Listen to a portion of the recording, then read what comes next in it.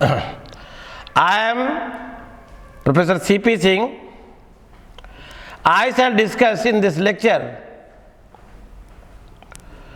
illegal agreements and wide agreement,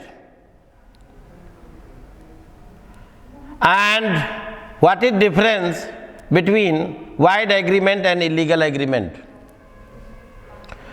wide agreement हमने पिछले lecture में डिस्कस कर रखा है। सिंपल ये है कि ये वाइड एग्रीमेंट जो होते हैं वो लॉ द्वारा, विधि द्वारा, न्यायालय द्वारा इन्फोर्सेबल नहीं होते, इनका कोई लीगल इफेक्ट नहीं होता और पार्टीज एग्रीमेंट की लायबल नहीं होती। जो इलीगल एग्रीमेंट है may be defined which is expressly or impliedly forbidden by law or by Indian Penal Code or by some other special legislation। कहने का मतलब है ऐसा कोई भी एग्रीमेंट जो विधि द्वारा जिसे रोका गया है, लॉ द्वारा रोका गया है, आईपीसी द्वारा रोका गया है, किसी भी अधिनियम द्वारा करने से रोका गया है, इलीगल एग्रीमेंट है। जैसे किसी के खिलाफ मानहानिकारक आप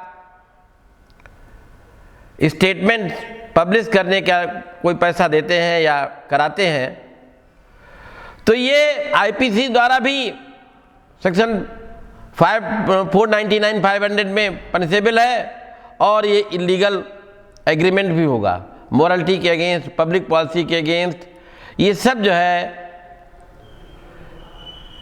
जितने भी वो माने जाते हैं सब इलीगल माने जाते हैं।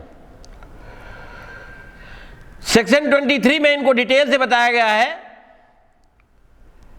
यदि कोई ऐसा एग्रीमेंट जो फॉरबिडन बाय लॉ है और is of such A nature that if permitted it would defeat the provisions of any law, is fraudulent, involves or implies injury to the person or property of another, the courts regard as it immoral or opposed to public policy।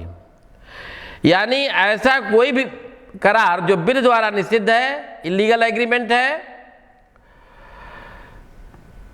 उस इस nature का है तो उसे permit कर दिया जाए तो लॉ के प्रोविजंस डिफीट होंगे, फ्रॉडुलेंट है और किसी की शरीर या संपत्ति को नुकसान पहुंचाने की प्रकृति का है, मोरलिटी के अगेंस्ट है, पब्लिक पॉलिसी के अगेंस्ट है। इसको डिटेल में हम जब सेक्शन 23 डिस्कस करेंगे तो बताएंगे। अब दोनों में वाइड एग्रीमेंट और इलीगल एग्रीमेंट में डिफरेंस क्या है? Void agreement relating to meaning, ये अनइन्फोर्सेबल होते हैं, इनका लीगल कोई कॉन्सिक्वेंस नहीं होता। जैसे आपने किसी लड़के पर जो 20 साल से ऊपर है एग्रीमेंट किया है कि वो आप उसे 10 लाख रुपया देंगे यदि वो मैरिज नहीं करेगा, ये सेक्शन 26 में वाइड एग्रीमेंट है और अनइन्फोर्सेबल है, इन्फोर्स नहीं कराया सकता। या मैच हो रहा है और आपने शर्त लगाई है कि इंडिया जीतेगी, उसने कहा है पाकिस्तान जीतेगा, तो ये भी जो है वाइड एग्रीमेंट है। इलीगल क्या है? An agreement whose creation is forbidden by court of law is an illegal agreement. जैसे फॉर एग्जाम्पल आप किसी को ड्रग जो है सप्लाई करने का करार करते हैं, यह एग्रीमेंट इलीगल है ना। या AK-47 AK-47 सप्लाई करने का एग्रीमेंट करते हैं, ये फॉरबिडन बाय लॉ है। यहाँ तक कि एक ऐसी महिला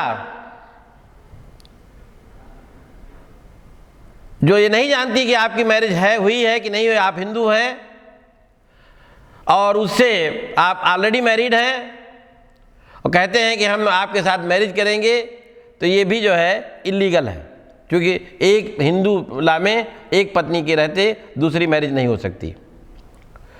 रिलेटिंग टू वाइड अब इनिशियो, ये दोनों ही वाइड अब इनिशियो होते हैं, इलीगल तो होते ही हैं, और ये भी वाइड अब इनिशियो बिगिनिंग से वाइड होते हैं। नेक्स्ट डिफरेंस है, इंडियन पेनल कोड में वाइड एग्रीमेंट पर कोई, इंडियन पेनल कोड द्वारा वाइड एग्रीमेंट को करने से रोका नहीं गया है। इलीगल एग्रीमेंट आईपीसी रोक लगाती है इस तरीके के आप एग्रीमेंट नहीं कर सकते हैं। Void relating to penalty, void agreement करने पर कोई पेनाल्टी किसी भी लॉ में नहीं है, कोई दंड का प्राविजन नहीं है। इलीगल यदि आप एग्रीमेंट करते हैं तो आईपीसी के तहत पनिश भी किया जा सकते हैं। नेचर जो है, all void agreements, all void contracts are not necessary illegal. जो सारे वाइड कॉन्ट्रैक्ट होते हैं जरूरी नहीं कि इलीगल हो।